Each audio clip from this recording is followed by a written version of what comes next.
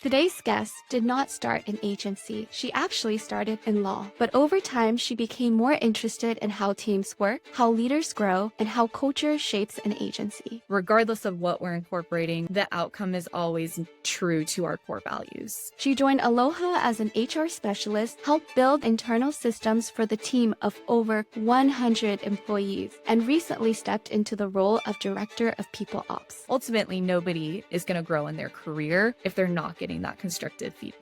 In this episode, we'll talk about building intentional culture, why the win culture is important for agencies, and how to bring AI into people operations. Katelyn, welcome to Agency Culture Conversation. Thank you so much for having me. I'm so excited to be here. So excited to talk to you about everything culture, people operations, and then end on AI, which is something that I'm so passionate about and something that I'm really excited to share some of the ideas that we're doing here at Aloha.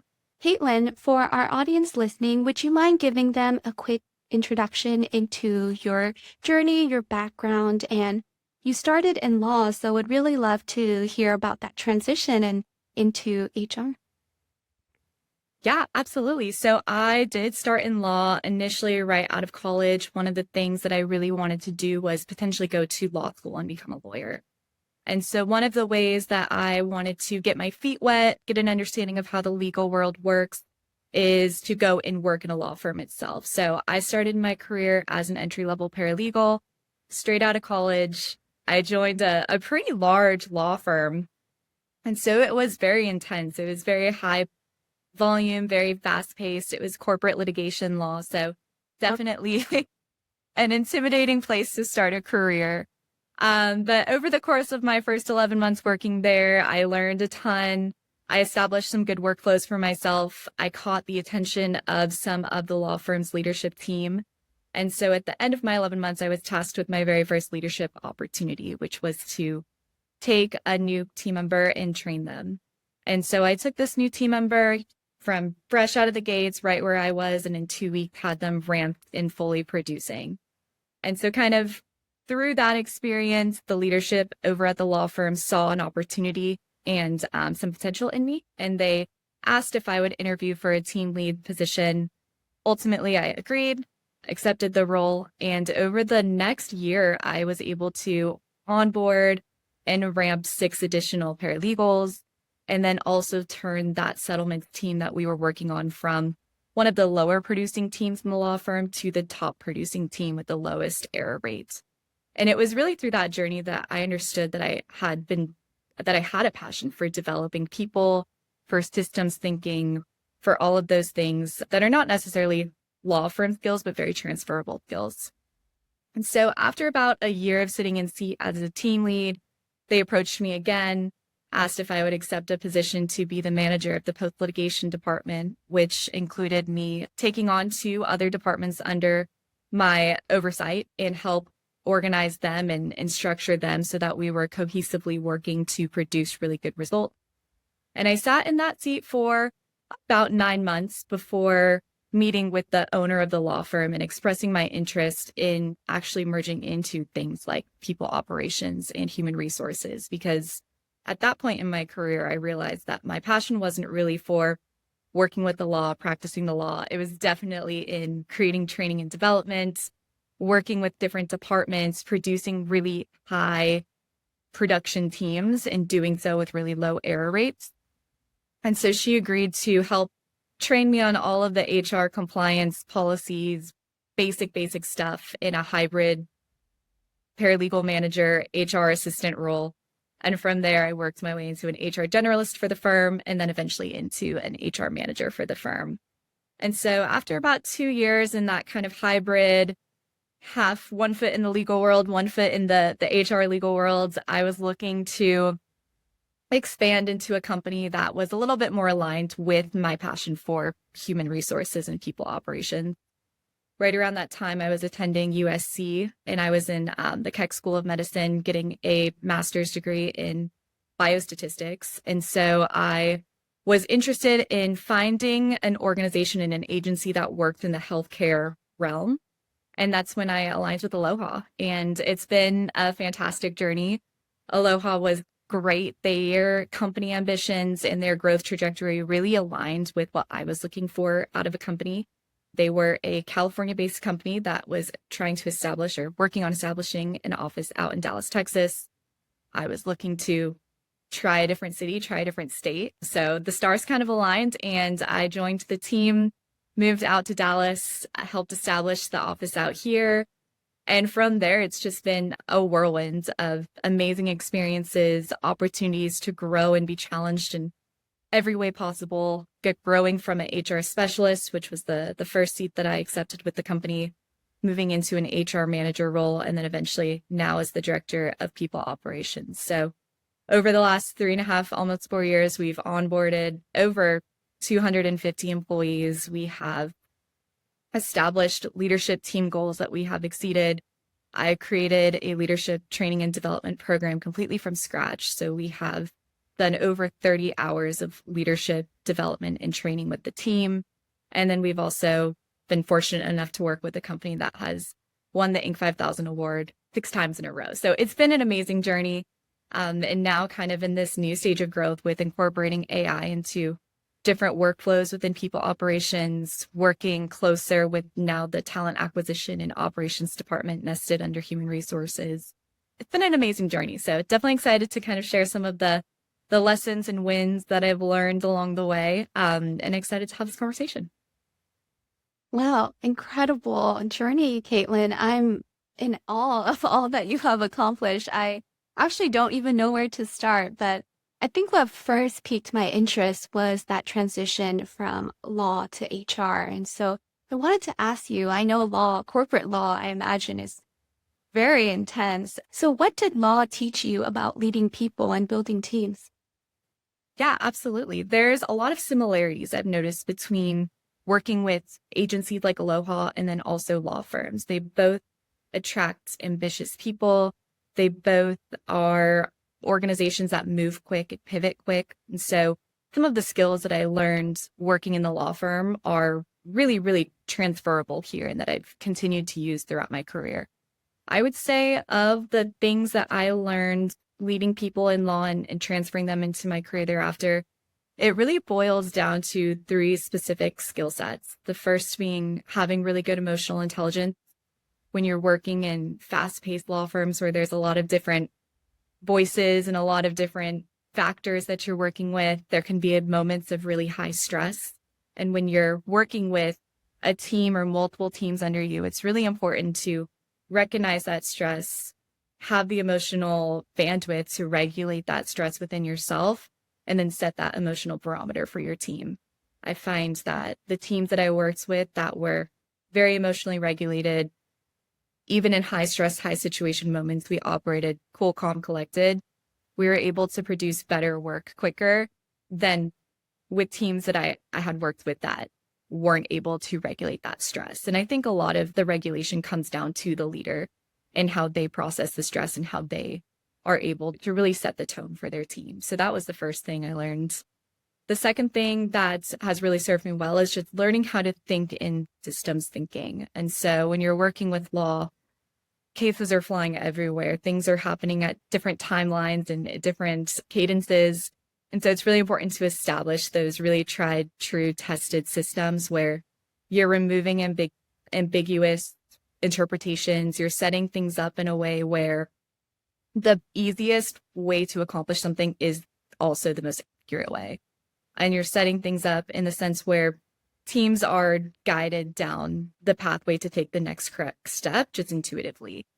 And then the last thing that I really have a soft spot in my heart for is just training and development and working with newer team members, working with teams that don't have that established training development program, and creating training that is more so focused on the thought process behind why we're doing the job and why our actions are impacting different areas of the job rather than focusing that job training on just a technical checklist where, you start with A and then you go to B and then you go to C. Because I found that over the years, the teams that I've worked with, that we've invested the time and energy into really having those training and development programs that center around systems thinking and critical thinking perform better in the long run than those teams where the entire job training is just focused on a checklist. And it ultimately pays off for the leader because there's less times where you have to do critical thinking and problem solving and all of that kind of stuff. So those are the three main takeaways. Wonderful. Katelyn, it sounds like your journey in law was really insightful into and really helped shape how you approach HR. So I actually would love to dive deeper into that and transition to talking about your position at Aloha. And I wanted to actually touch upon what you mentioned earlier about leadership training. I'd love to hear how big is your team and how often are you interacting with these team members? Yeah, absolutely. Our leadership team is, I would say on average, about 20, 22 individuals. We're in pretty close communication. We're kind of spread out throughout the country, which definitely has its own challenges associated with that. But the core of our leadership team is on site here in Texas, which really does help with the collaboration and the communication pieces. In 2025, we started meeting on a monthly basis. And so every single month, the entire leadership team would sit down. We would do a 30-minute training on a variety of topics, and then we would have different points of reflection, different points of group discussions that would be kind of scattered throughout the year.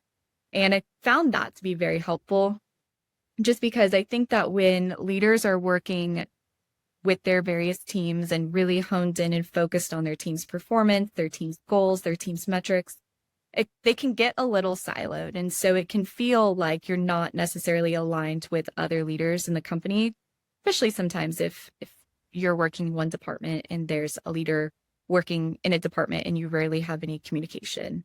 At Aloha, we've really been able to eliminate that by sitting down together once a month, really having those conversations, creating those moments of collaboration, and then also creating a team culture.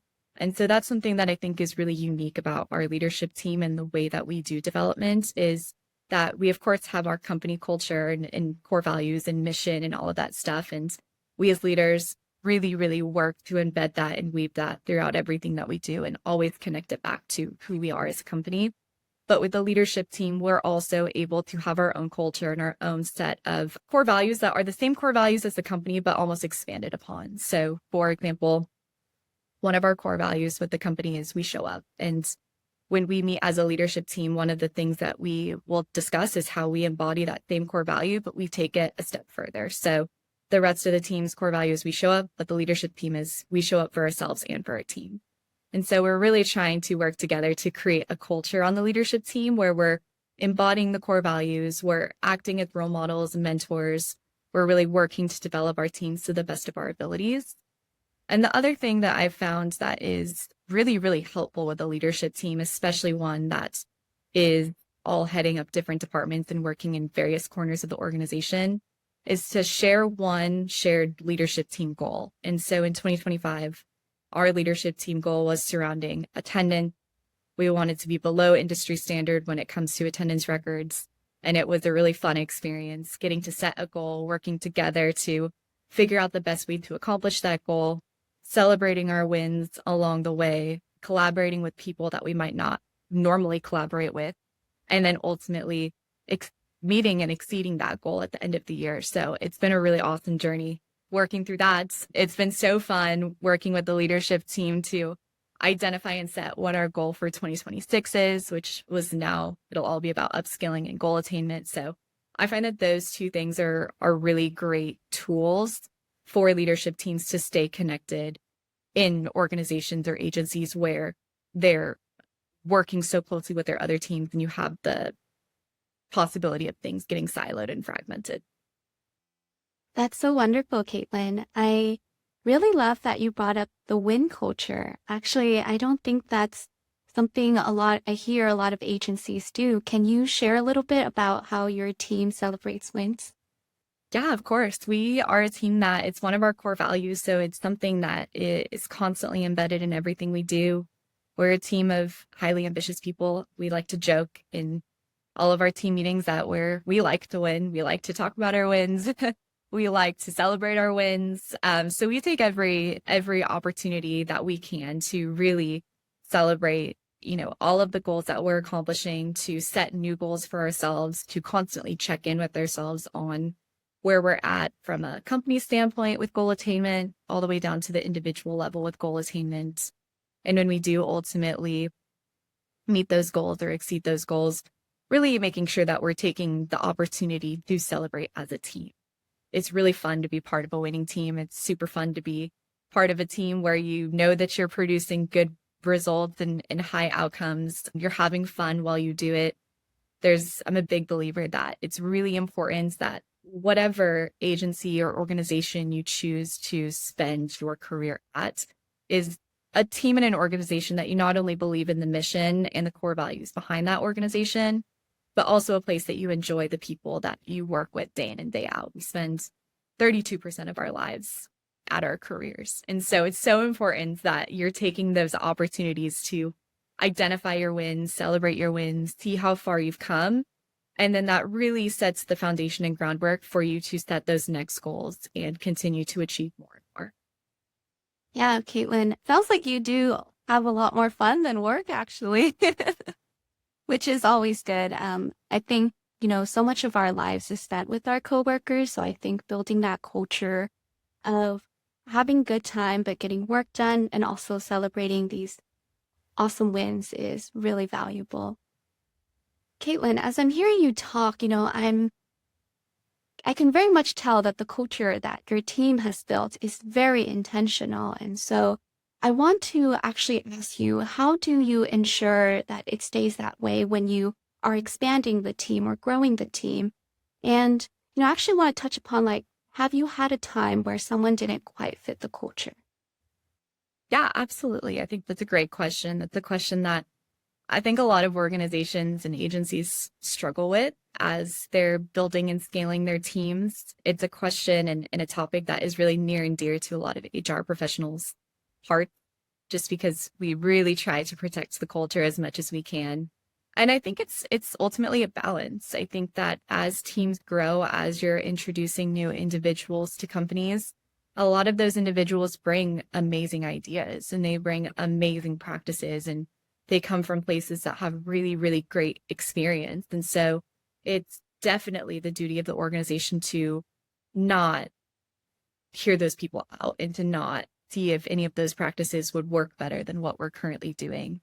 I think that it's also important that while you're bringing in new people and new ideas and new practices, you're also fiercely protecting the company's mission, the company's core values, and the culture that you've established that is working and near and dear to the company's heart. So I think that it's always an ever evolving balancing act.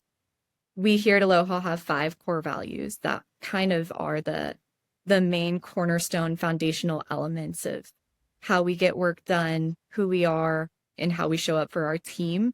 And so I think that we do a really great job of managing that ever-changing balancing act by really encouraging those new ideas, really encouraging those new thoughts and voices to come in and hearing them out and really trying to see what the best way possible is and incorporating them, but also making sure that regardless of what we're incorporating, regardless of what we're doing and what we're changing as we evolve, the outcome is always true to our core values. And so I love our core values because there's 5 of them. They're very short. They're very up to interpretation, but the outcome is always the same. So when we say that we show up for our teams and we're reliable members of our team, there's so many different ways that we can implement new practices and implement new ways that we can show up for our customers or for our team members or for each other. But the outcome is always the same. The outcome is always that we're still showing up. And so I think for us, that's how we've been able to manage that delicate balancing act of making sure that we're addressing both new ideas and then also staying very, very close to the company core values that we were founded on. But I think it is different for every organization, and it is definitely a balancing act and a difficult thing to unpack. Katelyn, you talked a lot about training leaders, and I actually wanted to get some of your insights on some of the experiences you've had. In particular, I'm really interested to know, when you're training new leaders, what do you find they struggle the most with? Yeah, absolutely. We love to identify new talent and to promote from within here. I think that that's something that makes this place so special. So I've definitely had a lot of experience working with new leaders. I find that new leaders tend to struggle in two distinctive areas. The first being it's a very difficult jump to go from individual contributor to team leader. It's one of, I think, the hardest jumps that you can make throughout your career progression. And one of the things that I find that newer leaders struggle with is going from that mindset of, I'm a top performer, always know the answer, let me always give the answer, to a place of, how do I now shift from operating under that mindset to working with other team members to enable them to find the answer, to enable them to be the top performer? And how do I set up systems and processes to help them find easier wins, to help the team have higher performance? So that's definitely one area that I see newer leaders struggle with, just because it's a different way of thinking. And it's also a lot of times their first instinct when a problem arises or something gets escalated, for them to jump in and try to have the quick solve because they know the answer. They're very skilled at what they do, but kind of taking that moment to pause, step back, let somebody else come to the answer, or enable them or help them get there to help with their own career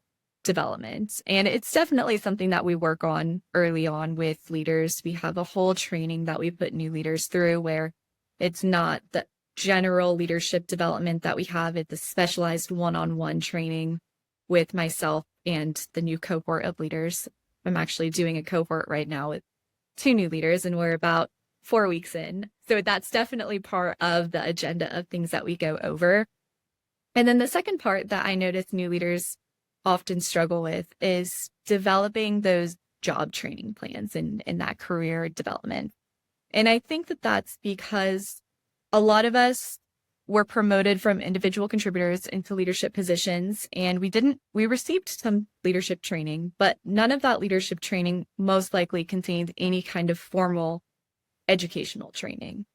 For the most part, when we're trying to teach someone how to do something new, we're drawing on our own past experiences going through the school systems or our own job training that we received when we were newer on the job. And just because that was our experience doesn't necessarily mean that that's the best practice or that's the best way that humans learn. And so I was raised by a family of educators. I think I succeeded so early in my career because my mom was a high school English teacher. And so I grew up with her doing the lesson planning and watching her take concepts and break them down in a way that other people are able to learn from them. And so I really try to work that into a lot of my new leadership training as well. Like, this is how adults learn best. This is how you lesson plan. This is how you come up with a training. This is how you do all of that kind of stuff. Because I noticed that it's just not something that you necessarily would think of when you're thinking of all the things that a leader would have to learn when they're making that jump from an individual contributor to a leader. So those are the two big ones that I notice people struggle with that are outside the normal realm of all the things a leader would need to learn. Wow, it's actually really interesting that you mentioned that you come from a family of educators, because I can actually quite see it in the way you talk. You are very communicative, and the way you speak is meant to inform, and I really like that. And so, Katelyn, I actually wanted to go back and dive deeper on your point that a lot of leadership training is coaching people to step out of the spotlight and allowing other people to step into the spotlight and not always having the correct answers. Can you share a time or an experience that you've had where someone really struggled with doing that, or just couldn't quite understand the structure that you had given them? Absolutely. I think that it's really hard to in agencies where, the work is coming at you so quick that sometimes it's just quicker to step in and to do it yourself.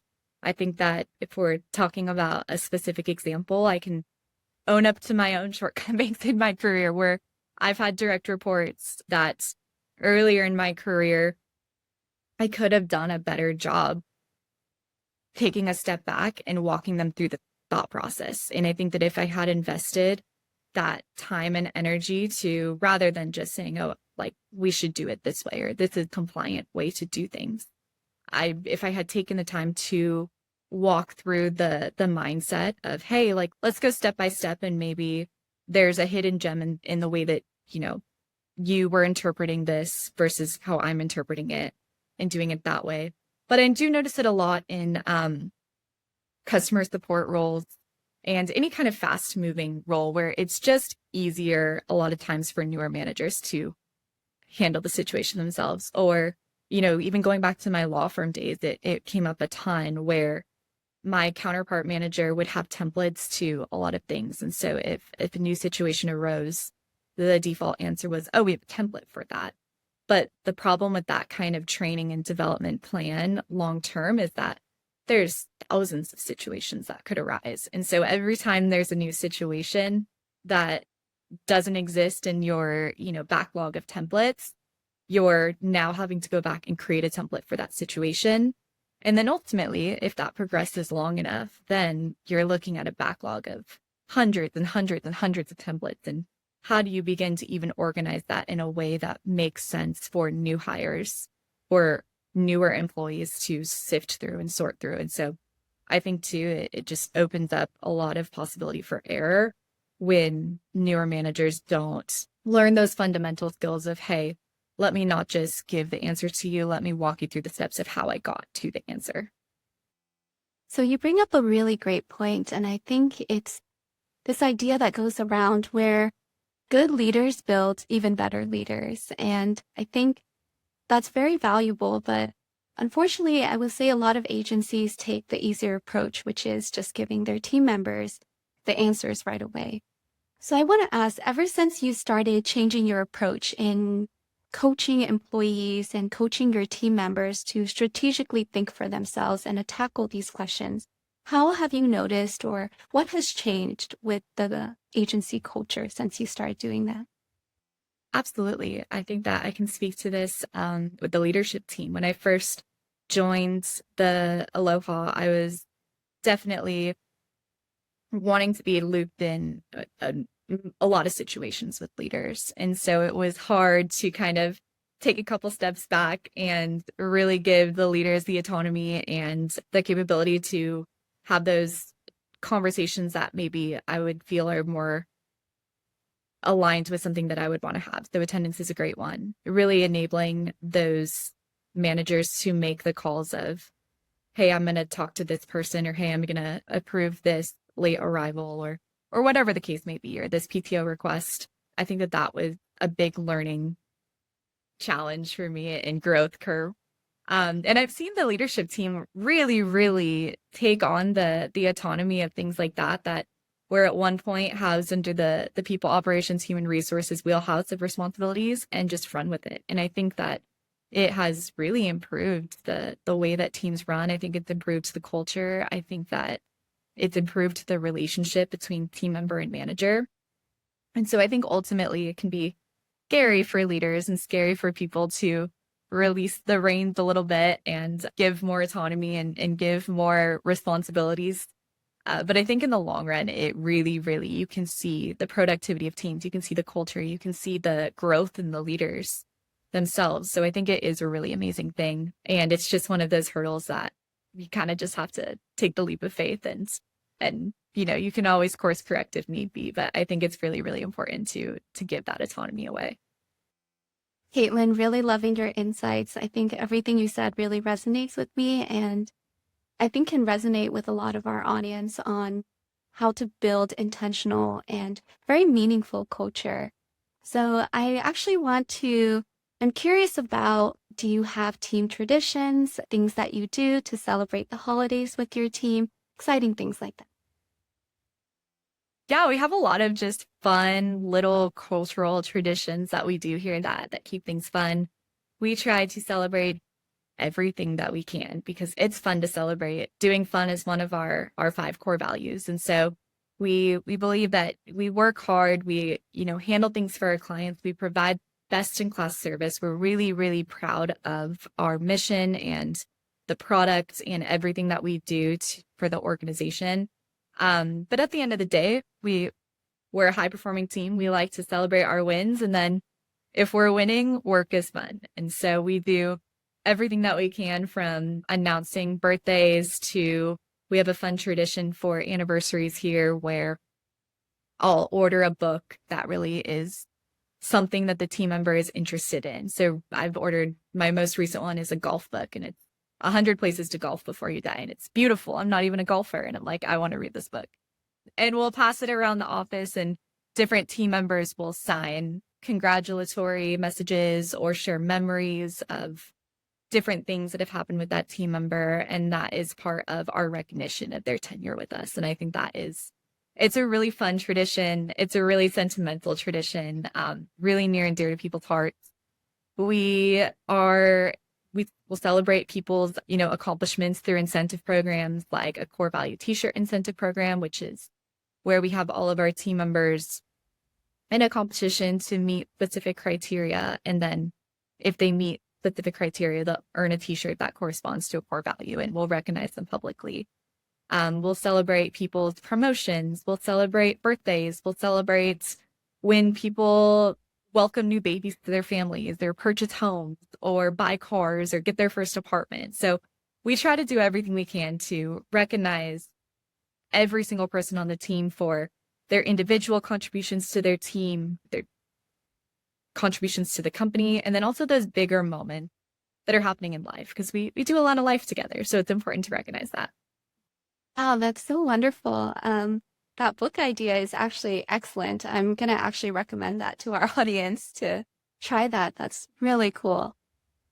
Wow, just so many amazing things that you had mentioned. And I think as you were speaking, I was trying to think of team traditions that I do, and I don't think any of them were quite as unique as the ones you had mentioned. So thank you so much for sharing that. I'd like to ask you a little bit about how does that process look? Is it just one person taking care of all these different traditions, or is it pretty much like everyone on the HR team takes a little chunk and it takes a little piece of that responsibility? Yeah, I've been a team of one on the HR front for quite some time. So, I mean, some of it falls to me. I also have an amazing operations team around me that really, really helps and really pitches in to make every employee experience as special as possible. And then on top of the amazing operations people that I work with, it's also really due in part to the leadership team. It's through their ability to recognize those wins and to recognize those things that their team members are doing that set them apart, and then communicating that back to the human resources team or the operations team for us to make those wins known and do the public recognition. So it's definitely a team effort. I can't take credit for everything, but it's a really fun part of what we do. And it's something that we're constantly trying to expand. We're constantly trying to build on everything from celebrating fun days like Pi Day, which is coming up, or celebrating National Popcorn Day, or just fun things like that. I work really closely with operations and talent acquisition and leaders, and everybody pitches their ideas. And so we work really hard together to try to create as many special experiences as possible. It sounds like you're doing a really wonderful job, Katelyn. So I actually wanted to ask, and I'm curious, with all these great and creative and fun outings that you're having together as a team, have you had a employee underperform or, not make the metrics and it's not quite a fun conversation? How do you go about having that conversation with them while still maintaining the caliber of your team culture and values? Absolutely. I think that that's a great question. It's definitely something that has come up. Our core values are ordered in a very intentional way, where the first three are very performance driven, because we all fundamentally believe that you can't win, you can't have fun, you can't do all of the fun parts of the job if you're not performing, because then, you're on a losing team and it's not fun to be on a losing team. And so we really prioritize those first, and we've ordered the core values in a very intentional way to make sure that we're setting that expectation with our team members. Of course, there are team members that have underperformed historically, and I think that it really boils down to leadership and their manager being very transparent with them. We operate on a system of being extremely transparent, providing extremely honest feedback in a respectful manner, but ultimately nobody is going to grow in their career if they're not getting that constructive feedback. And so a lot of times with newer leaders, we'll have a whole training on how to get that constructive feedback because it can be intimidating, especially if you're working in an office and you have to deliver difficult feedback and then 5 minutes later go walk back and sit right next to each other at your desk. So it's definitely an intimidating thing. So we always advise and train our leaders that, hey, it's a necessary part of the job. And ultimately you're really setting yourself behind and you're doing a disservice to your team if you don't address those low performers, because then the entire team culture starts to recognize that as being the standard that's acceptable. And for us and our own ambitions and the way that our core values are and the culture that we've established, it's not acceptable for teams to perform like that. And so managers will take a lot of effort to really, really get team members performing in a place that is acceptable and performing in a place that they feel proud of, to make sure that across the organization, performance standards are enforced consistently and that we're ultimately meeting them, because that's what's driving us towards achieving company goals. So, Katelyn, I'm going to ask for our audience because I'm also intrigued by this, but do you have some tips on how to navigate a difficult conversation?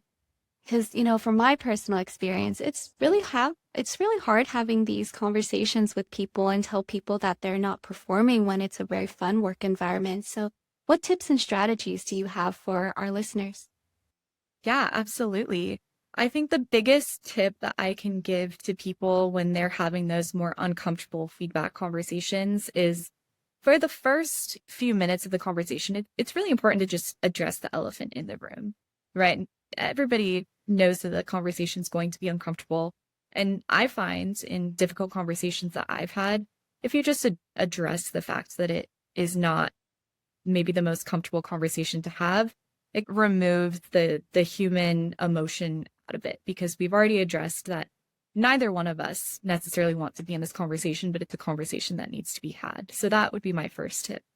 My second tip would be to keep any constructive feedback that you're providing extremely factual and go through the series of events that led to the conversation needing to happen, identify how it impacts the business, because I feel like a lot of times most employees aren't intentionally trying to sabotage a business. And so if there's errors being made or underperformance that's occurring, sometimes it's as simple as just really conveying the impact of, hey, when this error happens, it impacts our company in this way. And so really making sure that that we're leveling with them and they understand why it was a misstep. And then I would recommend, honestly, having that first part of the conversation only really encompass 30 to 40% of the conversation, and have the majority bulk of the conversation be, hey, we've already identified where things fell off. We've already identified that it's an awkward conversation to have, and that, it's not the business outcome that we were necessarily anticipating. But let's spend the next 70 to 60% of this conversation unpacking how it happened, working together to set up guardrails or checklists or systems to make sure that it doesn't happen again. And then how do we collaborate and make sure that when we leave this meeting, we're both leaving on the same page and there's no ambiguity, there's no misunderstandings. So that way, when we leave this conversation, we can fail forward, we can do better next time. And there's no hard feelings, there's no resentment, there's no damage to that relationship between manager and direct report. Thank you so much for that insight, Katelyn. I think that really resonates with me. And I think if I were to have a difficult conversation, I would want it done with you. So I'm actually going to pivot to our last topic. And I think it's something that a lot of our audience will be very interested to hear about, which is AI in people operations, which, nowadays we hear so many things about AI taking people's jobs and things like that. And that's a discourse that's very popular nowadays. So I'm curious to hear a little bit about your experience with AI actually encouraging people and making things better for people in agencies. Yeah, I was definitely one of those people about a little over a year ago that saw everybody around me starting to use AI in their workflows and being the one person on the team that wasn't necessarily using it, aside from generating funny pictures of my dog looking like a human and all the things that we did back in those days. And I really started to notice that I was falling behind. The HR department was falling behind when it came to incorporating AI into our workflows, into our processes. And I recognized that pretty early on, thankfully. And I kind of maybe overcorrected a little bit and dove headfirst into the world of AI because I didn't want to get lost or left behind. And I watched so many different webinars, heard so many different perspectives on how you could use it in human resources. I would say a lot of those early webinars maybe weren't the most practical pieces of advice because I think everybody was still figuring it out in the moment. But ultimately, I did go to one webinar and the speaker wasn't an HR professional at all. She was just giving a talk on AI.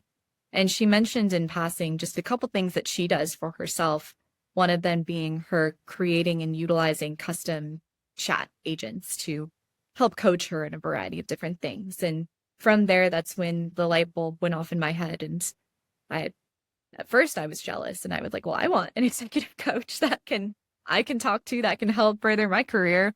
But after that initial thought, I was like, oh, this would be cool. Like, this is what I'm doing with the leadership team right now, where, anytime that someone has a question, they're coming to me. And a lot of times it's the same conversation that I'm having with them, the same coaching conversation. And so if I could just replicate my brain in a robot form, then they could come to me for the really, really difficult, complex situations that may arise. And for the very simple questions on like, hey, what's our PTO policy again? They could just ask the robot Katelyn and she could answer. And so that's sort of where the incorporation of AI stemmed from. And from there, it was a huge success. The leadership team loved it. It worked really, really well. And it kind of just continued to evolve. And so now we have our entire company policy lineup that is trained for our agent to answer. We have different operational troubleshooting guides in there. I love it because I've been able to pour a lot of effort and information about professional development in there.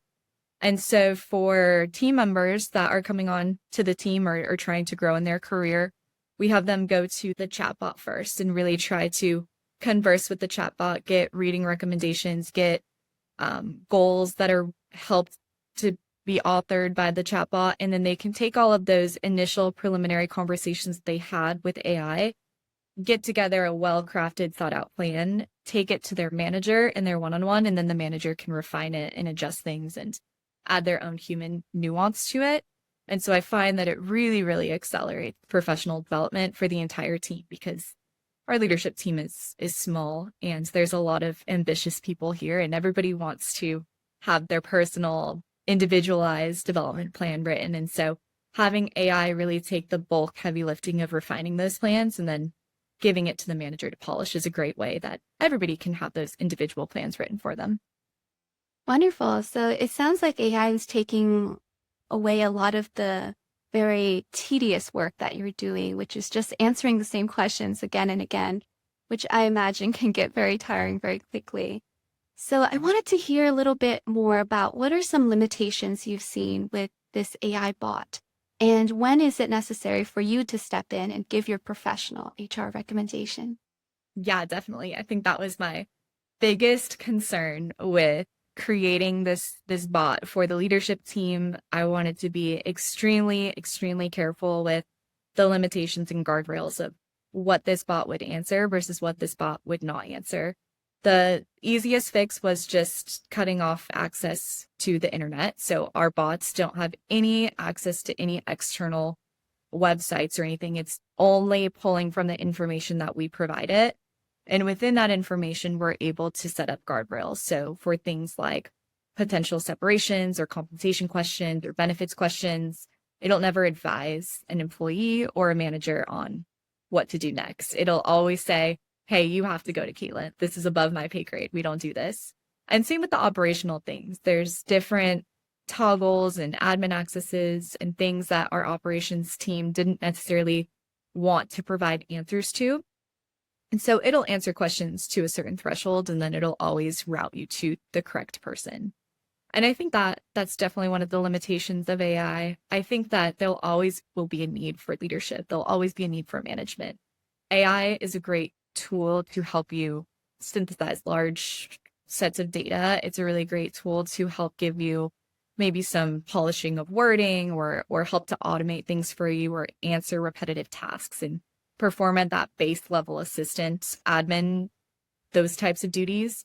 But I think when it comes to adding personal nuance, when it comes to really getting into data and identifying trends that are meaningful and not just stitching together two pieces of data because they look like they could be meaningful, that's where the human nuance comes in. That's where the leadership comes in. And so I think that AI is fantastic. It's a fantastic tool. It's really enabled me to have more time to pour back into the fun stuff and the all of the cool things that we do because I'm not bogged down by a million different PTO questions. But I think that it's the responsibility of human resources professionals and also leadership to really identify where that threshold is and maintain a really, really strong line in the sand there.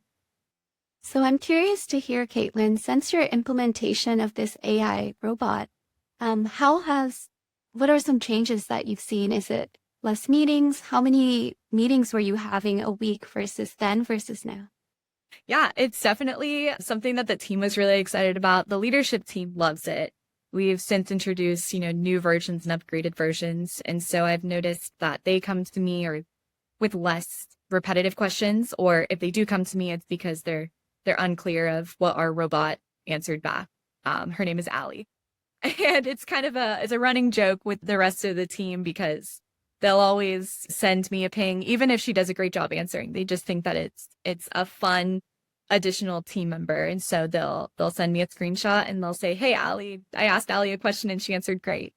We also were super, super lighthearted when we rolled her out. And so when we rolled her out to the team, one of our big things was, "Hey, you have to say thank you to Allie every time she answers a question for you." So it's a running joke on the team that we said thank you to Allie and she said something nice back. Or sometimes she can be a little bit sassy and they'll be like, "What did you train your robot to say?"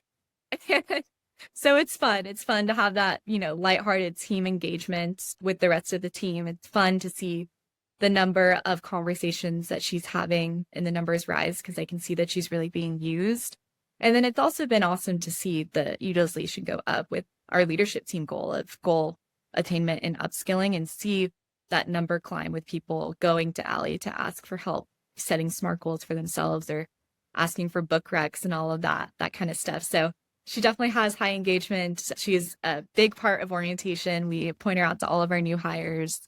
And it's definitely a fun thing to be lighthearted about and joke about that's my team member and my child's, but also she does take a lot of those repetitive tasks off my plate. So, Katelyn, I just have to ask, I know you trained the robot, so I have to ask, what books do you recommend to your teammates when they are seeking professional development? Yeah, I really, really enjoy how dedicated Aloha is to professional development. And so one of my favorite things that we provide for our team is a library of curated professional development books in a variety of different topics. And all of these books are read, tested, tried, true by our executive team. They're all books that are 100% endorsed. And I think that is really unique and really special because the world of professional development is humongous. There's so many books out there, and I've definitely read amazing professional development books that have given me great insights, and I've definitely invested some time in a book where I'm 40% of the way through and I'm like, this is not it for me. Why did I buy this book or waste the time? And so the cool thing about Allie and how it's connected to professional development is that on the back end, she's trained with every book that we have in our inventory and kind of a synopsis of what that book can help you with. So it's simple. It's as simple as just asking Allie, "Hey, I want to have some assistance in leveling up my ability to pitch prospective clients better." And she'll respond back with the 5 books that are currently in our growth library, why they're, potential good fits for what you're looking to up level yourself on, and then the number 1 book that it recommends, just based on what we've trained her. So it takes a lot of the guesswork out of choosing what to read. It really helps people narrow their focus. And then it gives a little bit of a synopsis as well. So you can read the 2-3 sentence summary of the book and say like, oh, you recommended this book to me, but I think this one is speaking to me instead. And in that situation, you can go to your manager, and your manager likely has read all of those books and can add their own human nuance.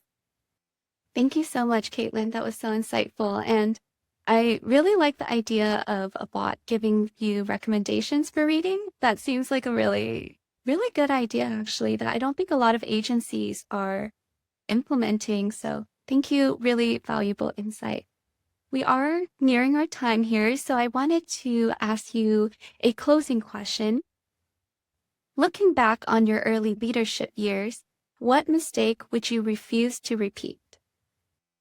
Yeah, this is a very good question. I think hands down, my answer would be that it's really important for people operations leaders to understand the day in and day out job responsibilities, functions, systems of the teams they're supporting. In the law firm, I kind of organically grew through the career ladder there. So I never really had to go and insert myself in and learn how different teams operated because I was once operating in those teams. So building systems was really seamless there. When I got to Aloha, I wish that in my first 90 days, I would have sat down with a different department and learned about how their systems work, learned about what their day-to-day looks like, learned how they communicate with one another, because I think I could have built earlier people systems a little bit more seamlessly and built them in a way where they didn't potentially disrupt any communication or workflows or add to my plate with additional reporting that didn't need to happen. So I think that's my biggest lesson that I would really encourage new people operations people to definitely do, or even existing people operations people to make sure that they understand the teams they're working with and then consistently go back to, because teams will definitely evolve over years. And so if you sat with the reception team 3 years ago, the way that they're doing things is likely not the way they're doing things right now, because teams are always evolving. So that's my one lesson. Well, everyone, this is your guest, Katelyn, and this is the Agency Culture Conversations. Thank you so much, Katelyn, for being on the show. Thank you so much. This was so fun.